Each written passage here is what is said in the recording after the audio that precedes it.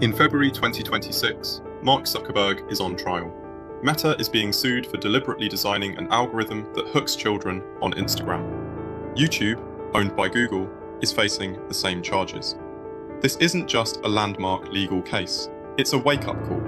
Last December, Australia banned social media for children under 16, citing the damage to their well-being.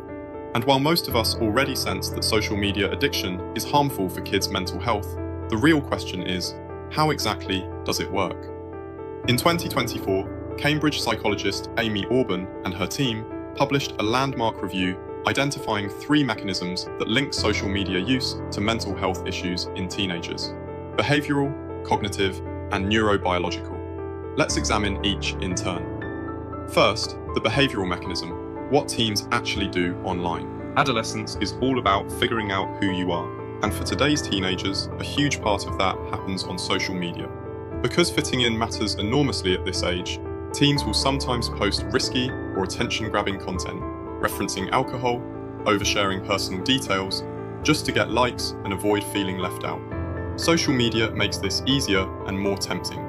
Teens can carefully curate how they present themselves online, trying out different versions of their identity to see what gets a reaction. But here's the problem.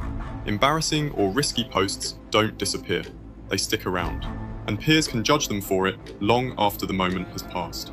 Research shows that teens who engage in risky behaviours are significantly more likely to struggle with depression, anxiety, and substance abuse as adults. The choices made online today can have real mental health consequences years down the line. Second, the cognitive mechanism, how social media shapes the way teens think about themselves. Social media is essentially a public popularity contest, and that's particularly damaging during adolescence, when kids are still forming their self-identity. Features such as like counts and follower numbers put social status on display 24/7. And because most people only post their best moments, teenagers end up comparing themselves to everyone else's highlight reel, which tends to make them feel worse about their own lives and bodies. It goes deeper than that. Because teens care so deeply about being accepted, waiting for a response to a post can spiral into real anxiety.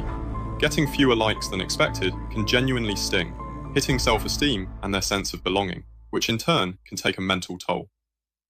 Third, the neurobiological mechanism. What's happening inside the teenage brain? This one is crucial. The teenage brain is still developing, and social media interacts with that in some genuinely concerning ways. During adolescence, the brain's reward circuits are unusually sensitive to social signals. A like, a positive comment, a new follower, each delivers a powerful hit of pleasure. But constantly chasing that feedback trains the brain to crave it. Over time, this creates what researchers call a hypersensitization of the reward system. The highs feel higher, the lows feel lower, and the brain becomes increasingly tuned to social feedback. As a result, emotions can become unstable, with mood swings tied closely to the ebb and flow of online response. At the same time, teenagers are more physically sensitive to stress than adults. Peer rejection or a cruel comment doesn't just hurt emotionally, it registers as a real physiological stressor in the body. Pair that with apps specifically engineered to keep you coming back, and you have a formula that can seriously damage mental health over time. A study by Statistics Canada adds a social dimension to this phenomenon. It found that the social consequences of problematic social media use are wide-ranging. It's associated with weaker family bonds, reduced connection with classmates and teachers, and a broader sense of disconnection from others and even from oneself. Teenagers struggling with social media addiction are more prone to loneliness, depression, anxiety, and low self-esteem. And the damage doesn't stop there. It's also linked to poorer academic performance, worse sleep, disordered eating, and body image issues, all of which feed back into anxiety and depression. And here's the trap. When obsessive teens feel that stress and loneliness building, they often turn back to social media to escape it, only to find that it makes everything worse. It becomes a cycle that's genuinely hard to break. Now, here's something important. The behavioural, cognitive, and neurobiological mechanisms, along with the social aspect, don't automatically cause mental health problems, but they do interact with and amplify the natural vulnerabilities that already make adolescence a difficult period. Things like hormonal changes, peer pressure, and environmental stressors such as poverty or abuse. And when social media use tips into addiction, those risks increase significantly. But not all teenagers are affected in the same way.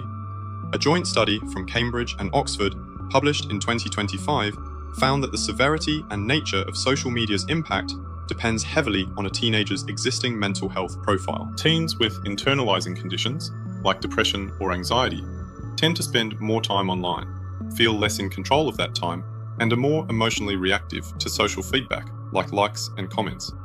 They're also less satisfied with their online relationships, and less likely to express themselves honestly on social platforms. Those with externalizing conditions, like ADHD or conduct disorder, show a different pattern.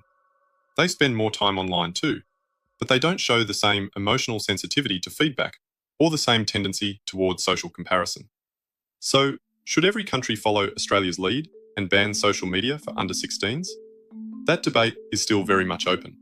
But one thing is clear: some form of regulation and oversight is needed. Used well, social media can strengthen existing relationships and spread positive values. But when its use tips into addiction, the long-term mental health consequences for young people can be serious. The Zuckerberg trial in California is a historic moment of public accountability, and the hope is that it sounds an alarm loud enough for the tech industry to hear, pushing social media companies to work alongside governments, schools, and parents to build a safer digital environment for minors. That means redesigning addictive algorithms, limiting manipulative features, improving age verification, and building in stronger safety tools. What's your take? Drop a comment below to let us know. And if you want to see more videos like this one, please like and subscribe. We'll see you in the next one.